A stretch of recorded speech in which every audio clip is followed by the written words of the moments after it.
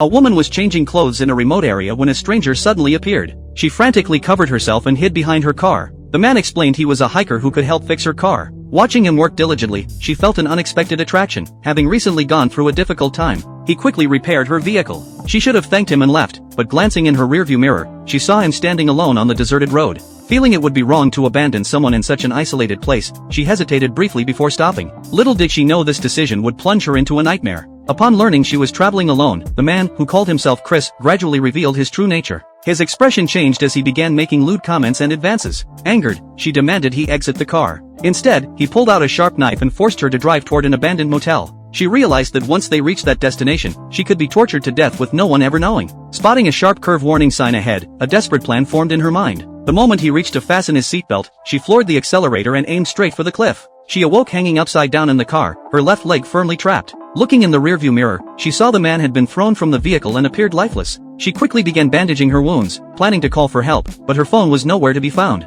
Just then, the man in the mirror moved. The psychopath wasn't dead, he had only suffered minor head injuries. He looked at her malevolently for a moment before walking away, completely ignoring her desperate pleas. The night temperature in the wilderness dropped dangerously low. She heard wild animals prowling outside and could only turn on the car lights to keep them at bay. By morning, ants had covered her wounds. Finding half a bottle of water, she took a desperate sip before forcing herself to spit half back. Every drop could mean survival. By the third day, rescue still hadn't come. Just as despair overwhelmed her, the man returned, carrying a bag of food and water. But he had no intention of helping her. Instead, he began eating in front of her, completely ignoring her desperate, hungry gaze. After 2 days without food or water, she quickly surrendered. She promised to cooperate with whatever he wanted if he would just give her something to eat. But after hearing her plea, the man did nothing, he simply took the food and walked away laughing. She had no idea that even more cruel torments still awaited her.